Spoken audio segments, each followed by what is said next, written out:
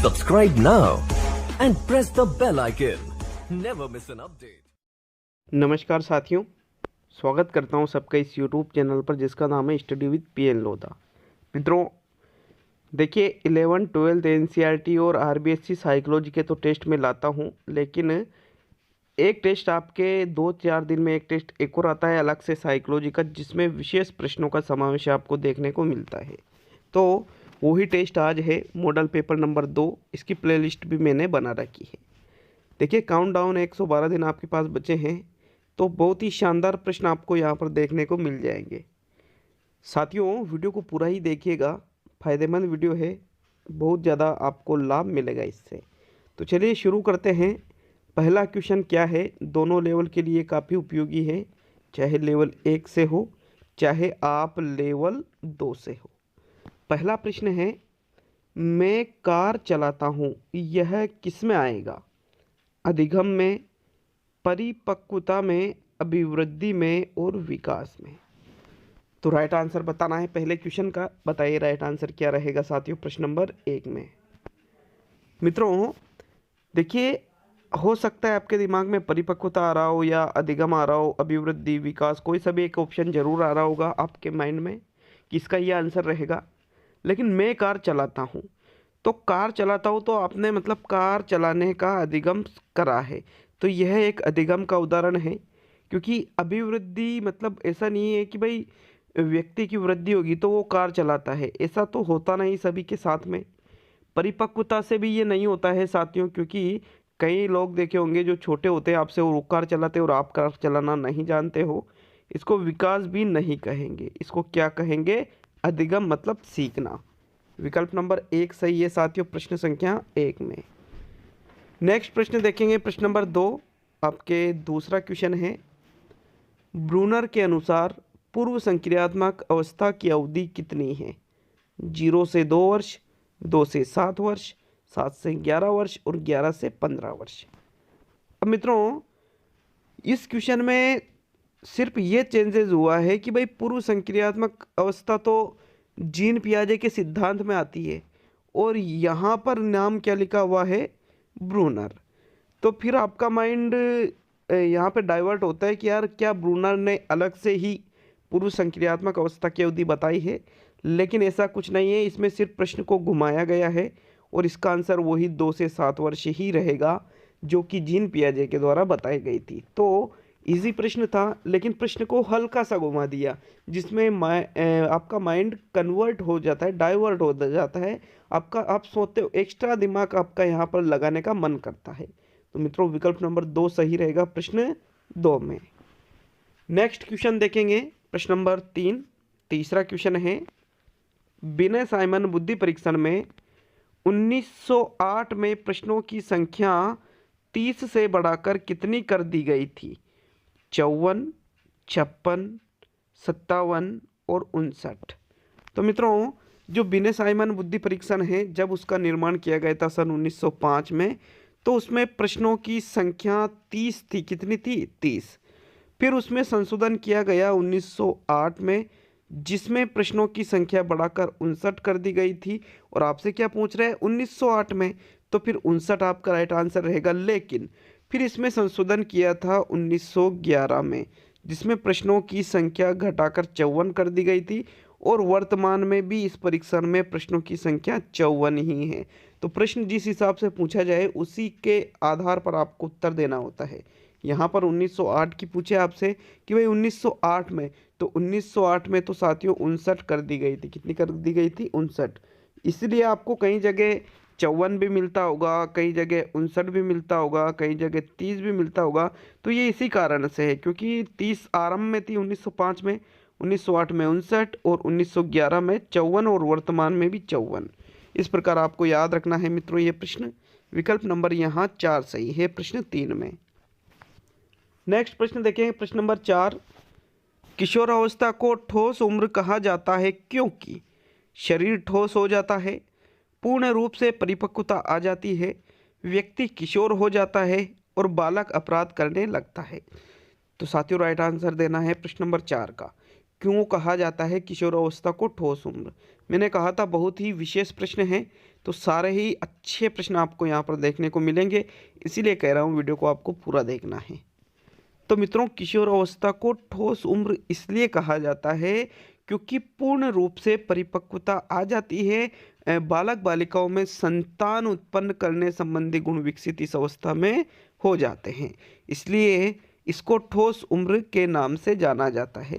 विकल्प नंबर 2 सही रहेगा साथियों, प्रश्न संख्या 4 में। नेक्स्ट क्वेश्चन देखेंगे प्रश्न नंबर 5। प्रश्न नंबर 5 है, सीखना व्यवहार में संशोधन है, प्रसार है, विस्तार है, बचाव है। अब ये प्रश्न भी बहुत ही एक तरह से कंफ्यूजन वाला प्रश्न है। आपने ये प्रश्न हो सकता है पहले पढ़ रखा हो, लेकिन हो सकता है आपने प्रसार है पढ़ रखा हो, संशोधन है या विस्तार है, बचाव तो आपने नहीं पढ़ रखा होगा। लेकिन ये तीन, इस प्रश्न के आंसर कई जगह 1 भी मिल जाता है, कई जगह 2, कई जगह 3। तो एग्जैक्टली इसका जो आंसर माना जाएगा आपके एग्जाम में अगर ये प्रश्न आ जाता है तो वो रहेगा सीखना व्यवहार में संशोधन है। क्या है? संशोधन। आप अपने व्यवहार में संशोधन करते हो जब आप अधिगम करते हो। तो इस प्रकार विकल्प नंबर 1 सही है साथियों, प्रश्न संख्या 5 में। नेक्स्ट क्वेश्चन देखेंगे प्रश्न नंबर 6। छठा क्वेश्चन है, सुपर ईगो का विकास किस मनोलैंगिक अवस्था में सबसे अधिक होता है? गुदी अवस्था, अव्यक्त अवस्था, जननेंद्रिय अवस्था और यौन प्रधान अवस्था। तो मित्रों, प्रश्न का लिंक देखिए आप। सुपर ईगो तो सिगमंड फ्रायड ने बताया है और मनोलैंगिक अवस्था भी सिगमंड फ्रायड ने बताया है, लेकिन दोनों अलग अलग चीज़ें हैं, दोनों अलग अलग सिद्धांत में है, दोनों को कनेक्ट कर दिया। अब देखिए, जो गुदी अवस्था है वो तो शुरू में ही आता है साथियों, तो इसमें कामुक क्षेत्र गुदा में स्थित होता है। जननेंद्रिय अवस्थाओं में जननेंद्रियों में होता है, यौन प्रधान में भी जननेंद्रियों में होता है। और यहाँ पर जो आपकी दूसरी अवस्था है अव्यक्त अवस्था, जिसको सुषुप्त अवस्था के नाम से भी जाना जाता है मित्रों, इस अवस्था में ही सुपर ईगो का विकास सबसे अधिक होता है। कौन सी अवस्था में? अव्यक्त अवस्था में। क्योंकि बालकों में यहाँ पर कामुकता बिल्कुल भी नहीं पाई जाती है, तो इसीलिए ये माना गया सिगमंड फ्रायड के द्वारा कि इस अवस्था में सबसे ज़्यादा सुपर ईगो का विकास होता है। विकल्प नंबर 2 सही रहेगा साथियों, प्रश्न संख्या 6 में। चलिए अगले प्रश्न की ओर बढ़ेंगे मित्रों। प्रश्न नंबर 7, अंतर्दृष्टि अधिगम में समस्या की किस स्थिति पर ध्यान दिया जाता है?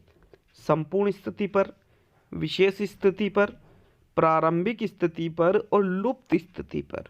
तो मित्रों, अंतर्दृष्टि अधिगम, जिसको गेस्टाल्टवाद के नाम से भी जाना जाता है, आपने नाम अच्छी तरह से सुन रखा होगा। वर्दिमर, कोपका, कोलर, इन्होंने इस प्रकार का अधिगम बताया था। और यहाँ इन्होंने बताया था कि समस्या का समाधान करना है तो व्यक्ति के सामने पूर्ण स्थिति रखनी चाहिए, मतलब संपूर्ण स्थिति पर ध्यान दिया जाता है साथियों। पूर्ण संस्कृति और शिक्षण सूत्र भी तो इसी विधि पर, इसी सिद्धांत पर आधारित है। एक विकल्प जो है साथियों प्रश्न 7 में वो सही रहेगा आपके। नेक्स्ट क्वेश्चन देखेंगे प्रश्न नंबर 8। 8वां क्वेश्चन है, निम्न में से कौन सा वृद्धि और विकास के सिद्धांतों से संबंधित नहीं है? निरंतरता का सिद्धांत, वर्गीकरण का सिद्धांत, समन्वय का सिद्धांत और वैयक्तिकता का सिद्धांत। तो मित्रों, प्रश्न 8 में राइट आंसर बताना है आपको। चलिए बताइए राइट आंसर प्रश्न 8 में क्या होगा इसका सही आंसर। तो मित्रों, वृद्धि और विकास के सिद्धांतों में निरंतरता का भी आता है, वैयक्तिकता का भी आता है। वैयक्तिकता का मतलब सभी का अपना अलग अलग विकास होता है, अलग अलग तरीके से। निरंतरता का मतलब वृद्धि और विकास एक निरंतर चलने वाली प्रक्रिया है जो गर्भावस्था से आरंभ होती है, विकास की कह रहा हूँ मैं, वृद्धि जन्म से, और जीवन पर्यंत चलती रहती है। समन्वय का सिद्धांत मतलब वातावरण के साथ, संगठन के साथ। और जो वर्गीकरण का सिद्धांत है साथियों, ये इसके अंतर्गत नहीं आता है। तो विकल्प नंबर आपका यहाँ पर 2 सही रहेगा प्रश्न संख्या 8 में। नेक्स्ट क्वेश्चन देखेंगे प्रश्न नंबर 9। 9वां क्वेश्चन है, प्रगतिशील परिवार के बच्चों में अपेक्षाकृत कौन सा प्रेरक अधिक प्रबल होता है? संबंधन, जिज्ञासा, आक्रामकता और उपलब्धि। तो जो प्रगतिशील परिवार के जो बच्चे हैं उनमें कौन सा प्रेरक अधिक प्रबल है? देखिए, संबंधन तो दूसरों में भी हो सकता है, जिज्ञासा किसी में भी हो सकती है, आक्रामकता जो निम्न स्तर के परिवार के बच्चे होते हैं उनमें ज़्यादा पाई जाती है, ऐसा मनोवैज्ञानिक कहते हैं। लेकिन जो उपलब्धि वाला प्रेरक है ये प्रगतिशील परिवार के बच्चों में ज़्यादा पाया जाता है। उपलब्धि वाला मतलब जो हमेशा उच्च स्थिति पर जाना चाहते हो। विकल्प नंबर 4 सही है आपका प्रश्न 9 में। नेक्स्ट क्वेश्चन देखेंगे साथियों, प्रश्न नंबर 10। 10वां क्वेश्चन है, प्रयास व त्रुटि किस नियम पर आधारित है? आंशिक क्रिया का नियम, बहुअनुक्रिया का नियम, मनोवृत्ति का नियम और साहचर्य परिवर्तन का नियम। तो प्रयास व त्रुटि ये साफ साफ दिख रहा है बहुअनुक्रिया के नियम पर आधारित है, क्योंकि बहुअनुक्रिया मतलब जिसमें बहुत सारी अनुक्रिया की जाती है, तो वही प्रयास। और त्रुटि जिसमें कुछ अनुक्रियाएं आपसे गलत होती है लेकिन कोई अनुक्रिया सही हो जाती है और व्यक्ति सीख जाता है, तो यही कौन सा है? बहुअनुक्रिया का नियम। इसी पर आधारित है प्रयास व त्रुटि का नियम। मित्रों, दूसरा विकल्प सही है 10वें क्वेश्चन में। नेक्स्ट प्रश्न नंबर 11। 11वां क्वेश्चन है, सीखने का करना कौन से पक्ष से संबंधित है? सीखने का गतिक क्षेत्र, सीखने का मनोवैज्ञानिक क्षेत्र, सीखने का संज्ञानात्मक क्षेत्र और सीखने का भावात्मक क्षेत्र। तो करना, किसी भी चीज़ को आप करते हो तो वो संज्ञान में नहीं आएगा, क्योंकि संज्ञान का संबंध तो ज्ञान और मस्तिष्क से है, भावात्मक का संबंध हृदय से है और मनोवैज्ञानिक का संबंध तो साथियों यहाँ पर इससे नहीं आएगा करना, बल्कि यह आएगा गतिक क्षेत्र से, गतिक जिसमें क्रिया की जाती है मित्रों। इसलिए प्रथम विकल्प 11वें क्वेश्चन में राइट रहेगा प्रथम विकल्प। अब देखिए 12वां क्वेश्चन जो मैंने यहाँ लिखा है, तो 12वां क्वेश्चन थोड़ा सा लिखने में मिस्टेक हो गई है, लेकिन आपको समझ में आ जाएगा। व्यक्ति की वर्तमान योग्यताएं जो भविष्य की ओर संकेत करती है क्या कहलाती है? वर्तमान योग्यताएं भविष्य की ओर संकेत कर रही है, अभिक्षमता, अभिवृत्ति, मनोवृत्ति और रुचि। तो साथियों राइट आंसर बताना है आपको कि व्यक्ति की जो वर्तमान योग्यताएं हैं और जो भविष्य की ओर संकेत करे उसे क्या कहेंगे साथियों? प्रश्न नंबर 12 का राइट आंसर बताइए। तो मित्रों, इस प्रश्न को आपको कैसे पकड़ना था? योग्यताओं की बात करें तो योग्यताएं आती है अभिक्षमता के अंतर्गत, और यही आपका सही आंसर है। जो व्यक्ति की वर्तमान अभिक्षमता है वो ही भविष्य की ओर संकेत करती है, उसको ही क्या कहते हैं? अभिक्षमता। विकल्प नंबर 1 सही है आपका प्रश्न नंबर 12 में। नेक्स्ट प्रश्न नंबर 13 पे आते हैं मित्रों। 13वां क्वेश्चन आपके आता है, अर्जुन पाठ को बहुत जल्दी सीख लेता है किंतु सुनील पाठ को सीखने में बहुत अधिक समय लेता है। यह सिद्धांत है निरंतरता का, अंतः संबंध का, सामान्य से विशिष्ट का और व्यक्तिगत विभिन्नता का। तो मित्रों इसका राइट आंसर है व्यक्तिगत विभिन्नता का। क्यों? क्योंकि अर्जुन नाम का एक जो बालक है वो पाठ को जल्दी सीख रहा है और सुनील उसी चीज़ को सीखने में टाइम ले रहा है, तो मतलब दोनों की व्यक्तिगत विभिन्नता, मतलब दोनों की बुद्धि अलग अलग है, तो ये व्यक्तिगत विभिन्नता का ही उदाहरण है। विकल्प नंबर 4 सही है आपका प्रश्न 13 में। नेक्स्ट क्वेश्चन देखेंगे साथियों, प्रश्न नंबर 14। अधिगम कैसी प्रक्रिया है? आसक्तिपूर्ण, कामनायुक्त, उद्देश्यपूर्ण और अस्थायी।